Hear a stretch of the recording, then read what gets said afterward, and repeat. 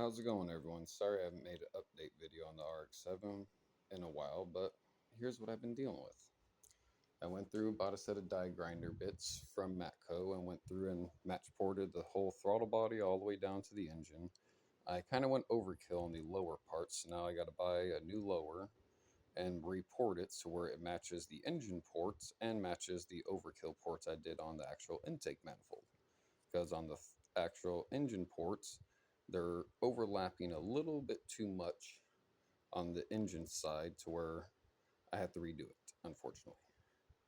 But other than that, everything else is actually turning out pretty nice.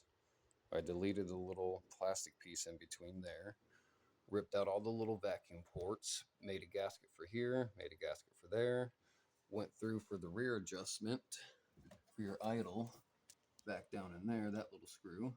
Went through, adjusted that to where now it's idling off of that. Got the TPS sensor set at 1 volt, so everything's all happy there. Put my yellow RX8 injectors in it because I was running the green ones, and the green ones are a 480cc, where those are 380cc. My wideband was saying the car was running too rich, so I dropped those in it to see if it would help, and it's actually cleaning up a little bit better. My next task is a coil pack conversion. I'm running 4 AEM coils. They're like they're smart coils, but they're not really because they're considered dummy coils. They're smart coils, run 5 wires. This one runs 3 wires. You have your positive to the battery, which I'm going to run to an 80 amp relay and have that toggle triggered on by the ignition switch. So that's going to go to the 80 amp relay. That one's actually going to go to the RX7 igniter pack. And then that one's going to go to the cylinder head or the rotor housing, which this coil pack's going to be firing on. I got 4 in total, 2 primary, 2 secondary, or lead and trail, whatever you want to call them. Wiring harness, a new set of spark plug wires to cut to perfect length. I'm just waiting on the actual bracket to mount those on. But so far, this is what I've done. I want to make this completely universal, so if anything goes wrong, I can always go back to factory coil packs, and that's the whole idea of everything on this damn build, to where if I don't like it, it's not too hard to bolt factory back on. So I chopped a plug off an old igniter I had, butt connected, heat shrinked it, they look all nice and pretty. This gets tucked away and hidden up inside there. Comes all the way up to this little Frankenstein design. I basically chopped the arm off of this, chop all 4 little pegs off of this, and now that I've done that, I just basically removed the back of the primary coil pack, drilled 2 holes in it, and basically bolted it to the 4 holes that are on the bottom of this coil pack, or igniter, my bad. Those 4 screw holes, that one, and that one, go all the way through, so I was able to line it up with this plate, drill 4 holes, bolt it on, bolt this back on. This is basically the way the whole wiring is. Basically clipped that one, extended the wires down to there, comes back up. That one still plugs into its factory plug, that one still plugs into its factory plug, and then coming out, this is actually going to do the 12 volt signal to the relay when the ignition comes on, because these only come on when the ignition gets powered. So that's going to be my relay power. That's going to be trail 1. That one's going to be trail 2. And then this one right over here, it's kind of buried for now, but that one is actually going to get wide out, and that's going to go to both primary coil packs. Basically going to hide the relay probably up inside here somewhere, if not underneath this. The wiring is going to go down from there, come right up, because I'm just by the measurements, the whole coil pack bracket's probably going to fit right here. So I'm going to have all 4 coils mounted right here. Very short spark plug wires, so it should have really good spark and pretty much control over the timing versus having those Godzilla wires over there. That's a little update. It's definitely a fun work in progress.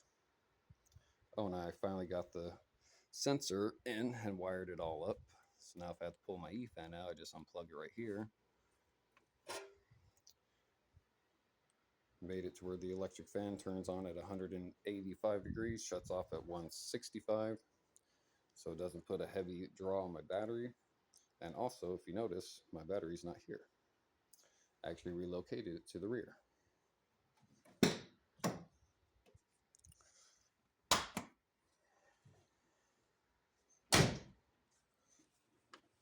Wow. Damn, this thing's heavy. I have it bolted in, so you're not going to be able to see, but that's where my battery went. It's all ran. That's the ground side. Power side's over here. I actually hid my 5-channel amplifier, 5-channel 2,750 watt amp right there as well.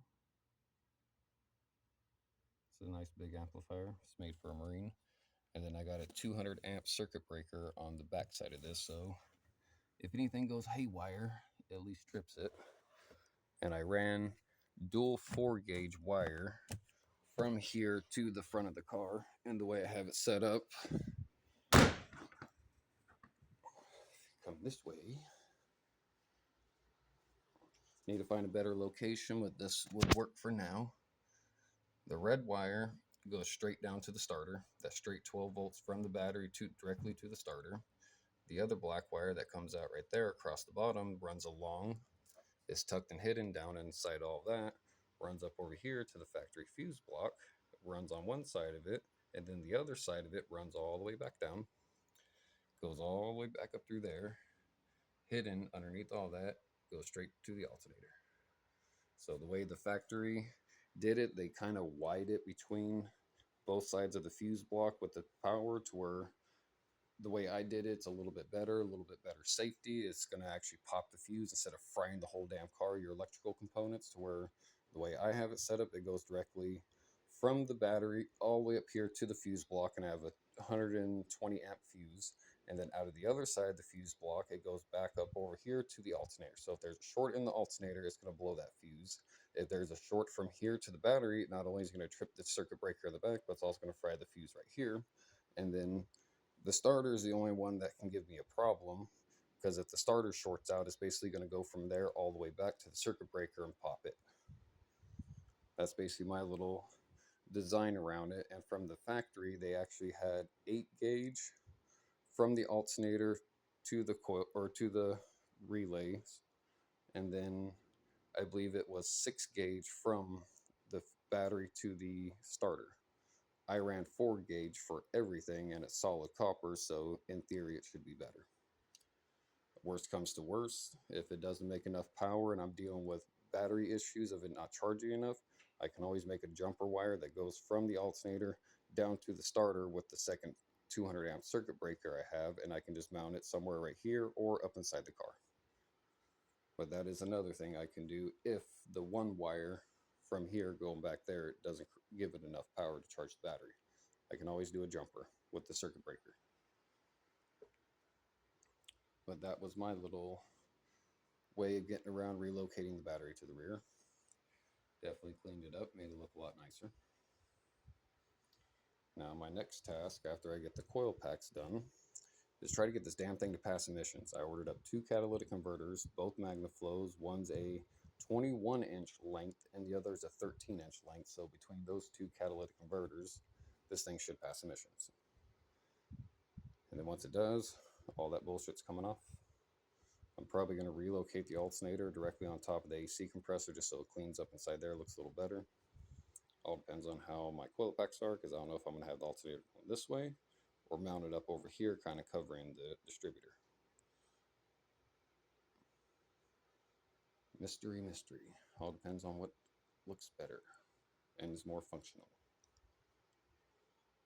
Let's a little update of what's going on with this turd.